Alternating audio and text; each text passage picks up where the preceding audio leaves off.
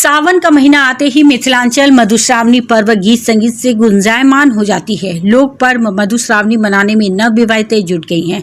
पति की लंबी आयु की कामना के लिए 14 दिवसीय यह पूजा सिर्फ मिथिलावासियों के बीच ही होती है। यह पावन पर्व मिथिला की नवविवाहिता बहुत ही धूमधाम के साथ दुल्हन के रूप में सज धज कर मनाती है।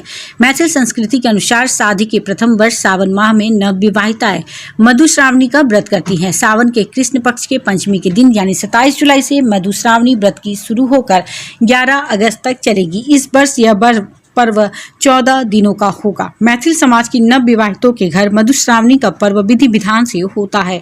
इस पर्व में मिट्टी की मूर्तियां बेसहारा शिव पार्वती बनाया जाता है। मधुश्रावणी जीवन में सिर्फ एक बार शादी के पहले श्रावण को किया जाता है। नव विवाहितें बिना नमक के 14 दिन भोजन करेंगी।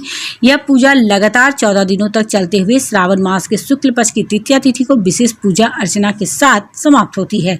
इन दिनों नव विवाहिता व्रत रखकर गणेश चनाई मिट्टी एवं गोबर से बने बेसहारा एवं गौरी शंकर की विशेष पूजा कर महिला पुरोहिताइन से कथा सुनती हैं। कथा का प्रारंभ बेसहारा के जन्म एवं राजा श्रीकर से होता है। इस व्रत के द्वारा स्त्रियां अखंड सौभाग्यवती के साथ साथ पति के दीर्घायु होने की भी कामना करती हैं। व्रत के प्रारंभ दिनों में ही नवविवाहिता के ससुराल से पूरे 14 दिनों के व्रत की सामग्री तथा सूर्यास्त से पूर्व प्रतिदिन होने वाली भोजन सामग्री भी आती है।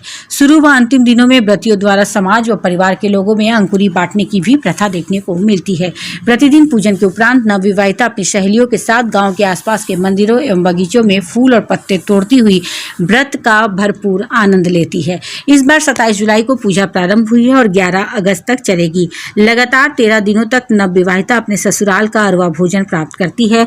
तपस्या के समान यह पर्व पति को दीर्घायु करने के लिए ही है। नवविवाहिता के ससुराल पक्ष से विधि विधान से कोई कसर नहीं होने दी जाती। पूजा के अंतिम दिन नवविवाहिता के ससुराल पक्ष से काफी मात्रा में पूजन की सामग्री मिष्ठान नए वस्त्र के साथ 5 बुजुर्ग लोग आशीर्वाद देने के लिए आते हैं।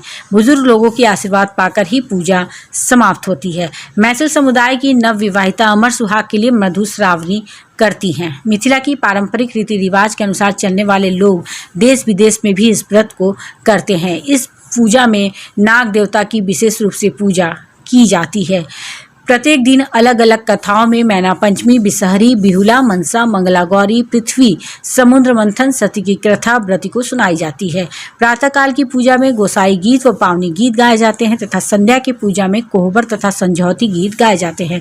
व्रत के अंतिम दिन व्रती के ससुराल से मिठाई, कपड़े, गहने सहित अन्य सौगात भेजे जाते हैं। अंतिम दिन टेमी दागने की भी परंपरा है। मधुश्रावणी के दिन जलते दीप के बाती से शरीर के कुछ स्थानों पर घुटने और पैर के पंजे दागने की परंपरा भी वर्षों से चली आ रही है। इसे ही टेमी दागना कहते हैं। पंचमी के पावन है, 15 दिन के फुल्लोड़ी होय छै और सुहागिन स्त्री के कैल पड़ै छै। नव विवाहित जोड़ा जे रहै छै से पड़ै छै। 15 दिन फूल लोढ़ल जाइ छै। 15 दिन में साड़ी पहिर कऽ सज धज कऽ फूल लोढ़ल जाइ छै और कथा सब होइ छै। एहिमे कोन कोन भगवान के पूजा होइ छै? एहिमे नाग देवता के पूजा होइ छै।